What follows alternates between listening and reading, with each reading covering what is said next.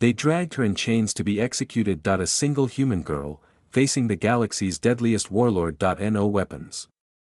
No armor, just silence, and 13 seconds that changed galactic history. They brought her in chains. 8 feet tall, wrapped in gleaming black chitin armor. Apex Warlord GAC of the Tricrack Horde watched with mild amusement as the human girl was dragged into the gladiatorial chamber. She looked barely 20 Terran years old, lean, quiet, hands bound in what the Apex believed were gravity cuffs. She didn't struggle.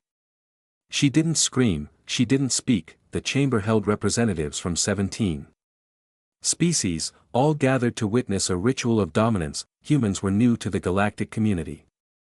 A species from a so-called death world, where oxygen burned, water drowned, and the wildlife appeared designed for murder, but none of that mattered. What mattered was that humans had refused subjugation, and they fought back too well. So the Apex Council decided to make an example of one. She was nameless.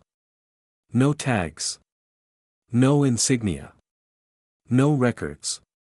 Retrieved from the ruins of Colony 9, where over 1,000 Apex warriors had died under mysterious circumstances, the Whispers said, she did it alone. Warlord GAC didn't believe in myths. He believed in power. He raised his ceremonial weapon, the Crackthal, crafted from the bones of extinct war beasts, and leveled it at her. Human, he snarled in galactic standard. You have one chance to kneel and beg. Perhaps then your death will be clean. The girl looked up. 13 seconds passed. No one moved, not the guards, not the delegates, not even GAC. In a galaxy obsessed with kinetic metrics, 13 seconds felt like the pause before extinction. Then she blinked, and moved. She didn't lunge, she walked. For precise steps forward. The guards attacked. She was faster, her body flowed like liquid. She slipped under the first strike, shattered the second guard's visor with her elbow, and ripped his weapon free in one motion. She didn't fire it, she threw it at the ceiling emitter. The chamber went dark for exactly 1.2 seconds. That was enough. When the lights returned, she stood directly in front of Warlord GAC, holding his sacred weapon in her bare hands. That blade has ended civilizations. GAC growled. Your bones will snap. The sound that followed echoed like thunder, clean, cold, final. She broke the Crackthal in half, not at a joint. Not at a fault line. She crushed it like dry bark. The fragments clattered to the floor between them. Silence returned. GAC's compound eyes widened, not in fear, but in something older, recognition. The girl finally spoke, her voice flat and cold. You came to our world, she said softly. You burned our skies. Took our kin. Called it mercy. She stepped closer. GAC stepped back. You called us primitives.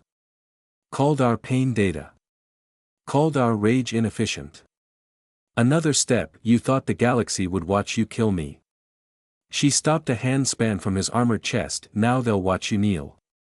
And Warlord GAC, apex of the Tricrack Horde, did something that had never happened in 7 cycles of conquest. That he knelt. No command. No weapon, just the weight of her will. No one intervened. Every delegate understood what they had witnessed. Not a fight. A reckoning. Later, Apex PR drones would label the footage fabricated.